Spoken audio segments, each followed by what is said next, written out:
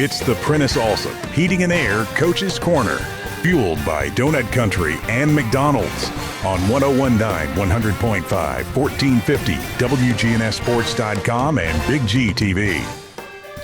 Coach's Show is brought to you in part by First National Bank of Middle Tennessee. If you're looking for a hometown feel with your bank, turn to First National Bank of Middle Tennessee, offering full-service banking and mortgage services. Time to talk Riverdale football this morning.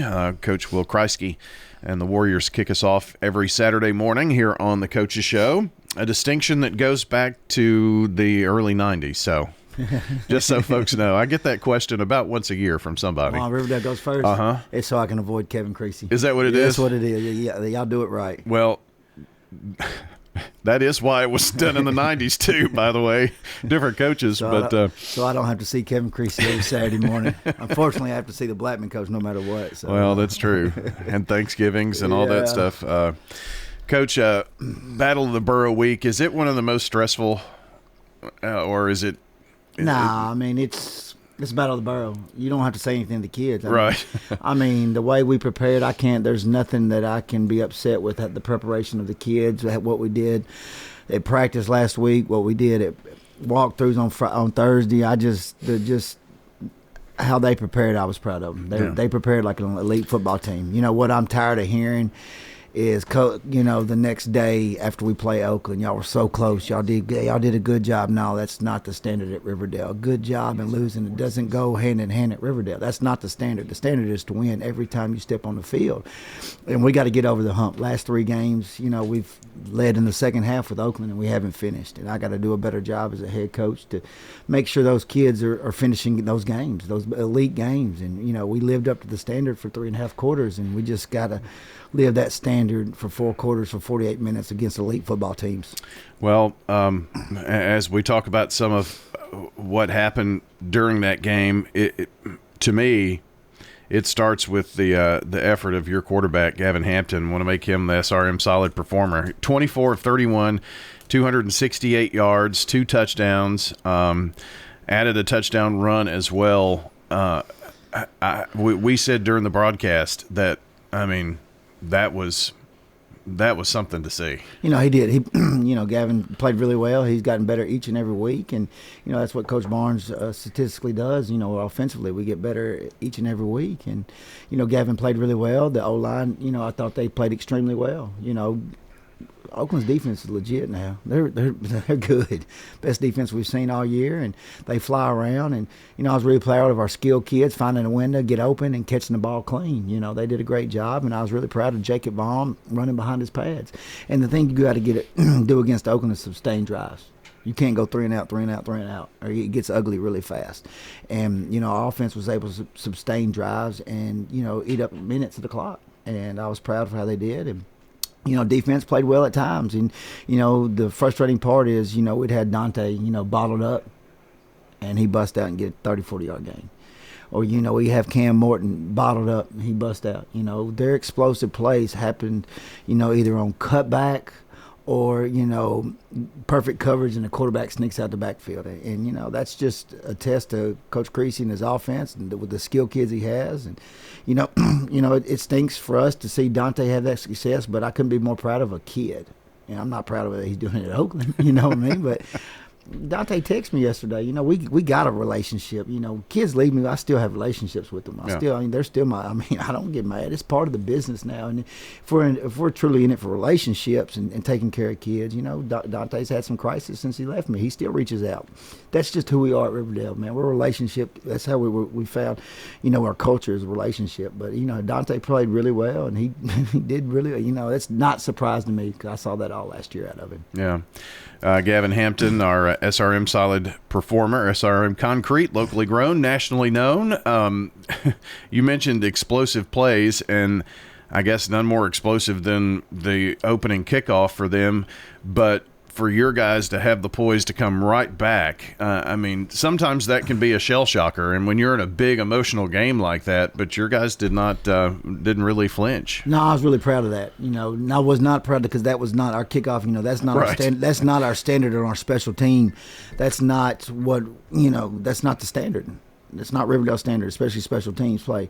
But I was proud that there wasn't, the kids didn't get down. The kids didn't start yelling at each other. They said, all right, we got it. Let's go. We got the ball and took it down and scored and matched it. And that's what you have to do in those type of games. You can't, they're going to make plays. They're going to score touchdowns.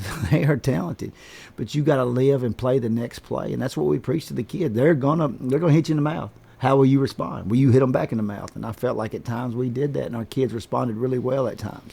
Time of possession is not a stat that we're able to keep with just everything else going on, but you just by eyeballing the game and being there, it seemed like you had the ball much more than they did, and able to sustain those drives. And that's what you were talking about just a second ago.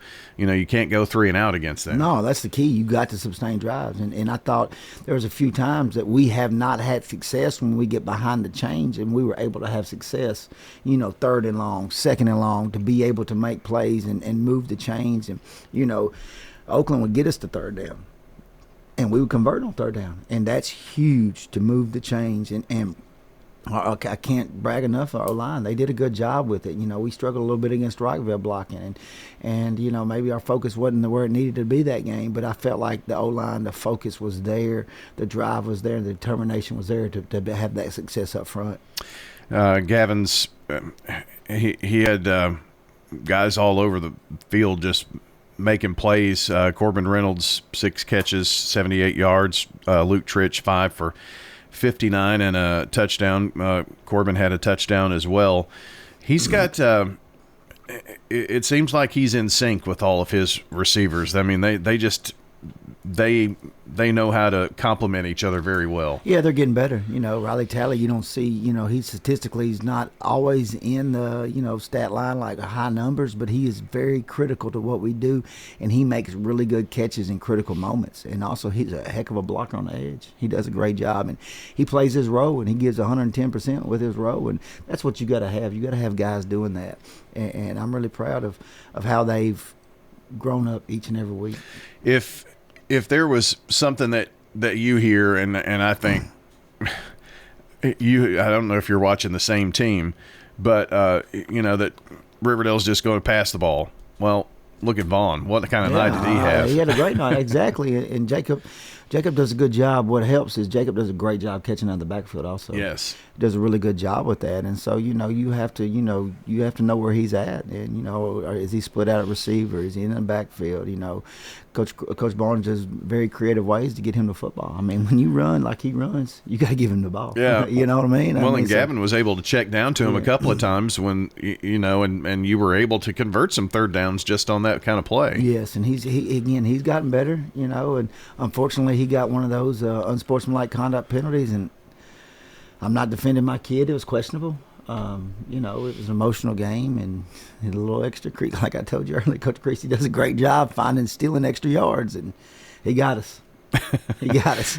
Well, it was one of those games, and we see in games like that, I mean, the officials know too. Yeah. That it's that kind of a game. So, do you feel like they maybe call games a little closer, or the issue was it's on TV, and when it's on TV, things are a lot different. When it's on TV, because they've got a lot of other eyes on it too. Yes, you got to make sure they don't have streamers on. You got to make sure the knees are covered up. Every little thing has to be taken care of because of TV game. They're always been evaluated. But the crew we had was an awesome crew. It was an all-star crew. Yeah. They did a good job managing the game, and you know, you're always going to disagree with some calls that don't go your way. I mean, that's just the nature of us. But you know, I thought overall it was a good, clean call game.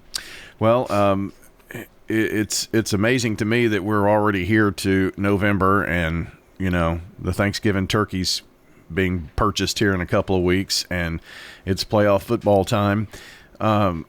This year, the regular season, just, you know, if you had a couple of sentences to describe that for your Riverdale Warriors, what would you say? Man, just the toughness of our kids, the resiliency. You know, I mean, things haven't gone our way this year. You know, we lost 5 turnovers against Knox Catholic, come back to work. You know, lost on the last drive against Blackman, come back to work, won 6 straight. and they're resilient. They believe, they live the standard, they trust the standard, and they keep coming to work. And that's what I told them, if a Thursday after the game, like, guys, you just went toe-to-toe with the number one team in 6A. How are you going to respond? Are you going to let it affect us next week? I said, because nothing's guaranteed after next Friday. Nothing. And if you live the standard and believe the standard and trust the standard, things will go good next week. But if you don't, we'll be one and done in the playoffs.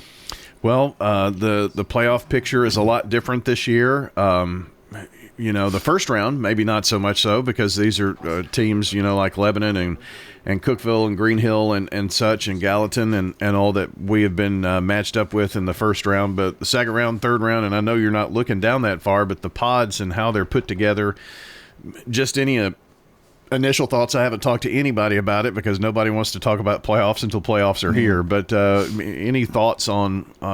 It's definitely going to create some travel. Come around 2, 3, 4. Being the number one in your region is huge now. It really is. It's huge ordeal, and that's why Coach Kriesky knew it was a big game, and why he was rooting for Blackman last night or Thursday night. So he was texting my brother, pull it off, and because he knew our game was going to be a battle, and so it was. It's huge. You want the number one seed is what obviously what you go for each and every year, but it's critical now.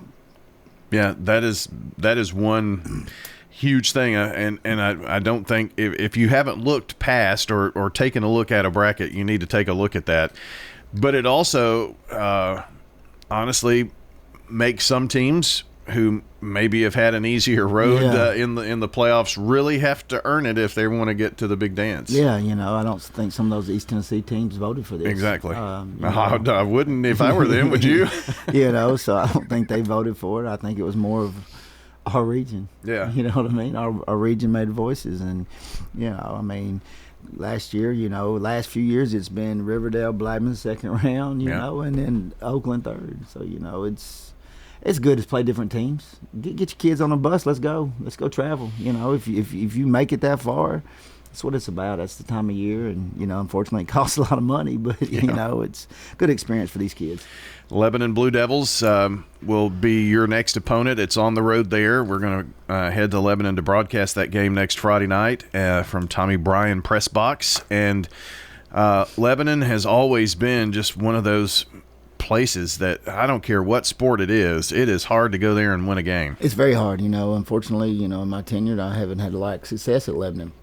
I've taken 2 teams down there and come back with 2 losses, and I'm gonna preach to the kids this week. You can't look into you can't look forward. All you're looking to is next Friday, and you got to pay attention. Coach Chuck Gentry is a phenomenal coach. He does a great job. Those kids are well coached, disciplined. They may not be as athletic as a Rutherford County team, but they play almost perfect. They're going to do their assignment every single snap of the ball. They're going to be in the right spot every snap. Then they're not going to have dumb penalties, and they're not going to have any penalties. They're a very disciplined football team. They're also coming in, and to me, I think this makes them more dangerous. I've heard people say, well, they've lost 3 out of their last 4 or whatever, and I don't care. They're number 2 and they're hosting, and it's at Lebanon. And when you turn the page and turn the script after the regular season to the playoffs, you're going to get everybody's best shot. Yeah. They're going to be fired up. Coach Gentry does a good job. Playing the role of being the underdog, and he's going to do a good job getting those guys motivated, and they'll be ready to go when it comes 7:00 next Friday. Well, definitely. As the Riverdale postseason goes along, it's going to be having to get some things done on the road here, but your guys are ready to go, and you'll get the buses fueled up and figure that out. Yeah, our coaches and everybody get back to work, and kids get back to work, and let's go. It's playoff is November. That's right. Will, thanks for coming in this morning. Appreciate it. Will Kriesky, the head coach of the Riverdale Warriors, joining us here on the Coaches Show, brought to you by State Farm agents Andy Womack, Dana Womack, Celeste Middleton, Alex Williams, Ron Reeves, and Emerson Williams. Like a good neighbor, State Farm is there.